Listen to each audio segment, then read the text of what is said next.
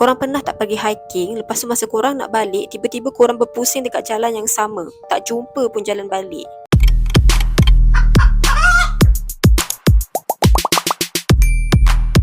Hai, Assalamualaikum guys. Welcome back to the Candice channel. Okay, kisah yang Nisa nak kongsikan kali ni adalah kisah benar yang telah dikongsikan oleh seseorang dari Sabah. Di mana kisah ni telah berlaku di Tawau, Sabah, Bukit Tinagat Batu 7. Masa tu mereka berempat, 3 perempuan dan seorang lelaki. Mereka mendaki tu pada hari Jumaat, di mana masa tu hanya mereka je yang ada, tiada pendaki lain pun. Kalau mereka mendaki pada hari Minggu, orang terlampau ramai, jadi sebab itulah mereka mendaki pada hari Jumaat. Pada ketika tu, ada seorang kawan dia ni tengah datang bulan. Tapi dia still nak join juga hiking pada hari tu. Masa 15 minit diorang mendaki, tiba-tiba kawan dia yang datang period tu muntah. Jadi selepas berbincang kejap, mereka pun buat keputusan untuk suruh yang kawan dia datang bulan tu turun ke bawah semula untuk tunggu dalam kereta. Jadi satu-satunya lelaki yang ada pada masa tu volunteer untuk hantarkan perempuan tu dekat kereta. Okey, sebelum tu nama si pencerita ni Nisa nak letak nama gelaran dia sebagai Mira. Jadi Mira dengan seorang lagi kawan perempuan dia ni teruskan misi pendakian diorang.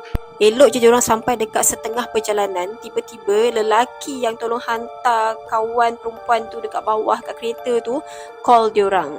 Kawan lelaki dia tu call sebab dia kata dia dah tak ingat jalan untuk naik ke atas. Jadi Mira dengan kawan dia ni turun semula ke bawah. Bila Mira dengan kawan dia ni dah jumpa kawan lelaki dia tu, jadi mereka bertiga pun mendaki semula ke atas. Alhamdulillah, akhirnya mereka bertiga sampai ke puncak.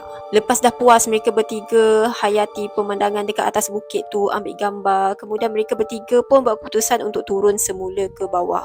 Masa nak turun ke bawah tu lah, tiba-tiba mereka bertiga ni sesat. Mira tahu jalan untuk turun ke bawah, tapi tak tahulah masa tu mata diorang ni macam digelapkan. Kira macam disesatkan lah, tak jumpa jalan untuk turun ke bawah. Jalan yang mereka ikut tu memang jalan untuk turun dari bukit tu. Mereka bertiga rasa sangat pelik sebab bila mereka ikut jalan untuk turun dari bukit tu, mereka akan jumpa jalan yang sama.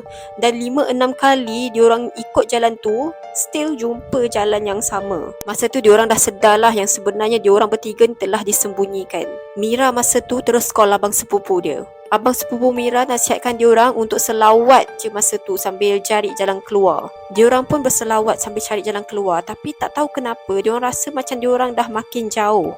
Bila diorang rasa yang diorang ni dah makin jauh, jadi diorang pun buat keputusan untuk berhenti rehat kejap. Mereka cuba pasang ayat Al-Quran dekat telefon diorang. Keadaan lebih menakutkan apabila diorang dengar bunyi macam orang tengah potong kuku. Lepas tu diorang dengar pula bunyi macam orang tengah berjalan. Diorang bertiga masa tu duduk diam-diam je dan memang meremang lah. Masa tengah ketakutan tu, tiba-tiba Mira teringat yang dia ada seorang ex-classmate dia yang tahu bab-bab mistik ni. Mira pun terus ambil phone dia dan terus call ex-classmate dia tu.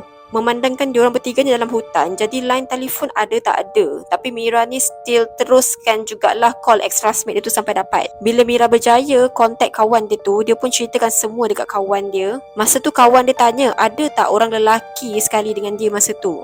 Jadi ex-classmate dia ni suruh kawan lelaki Mira tu untuk azan dekat tengah-tengah hutan. Jadi kawan lelaki Mira ni pun terus azan dekat tengah hutan tu. Masa kawan lelaki dia tu tengah azan, Mira dengan kawan perempuan dia seorang lagi ni rasa yang bulu roma diorang ni meremang habis.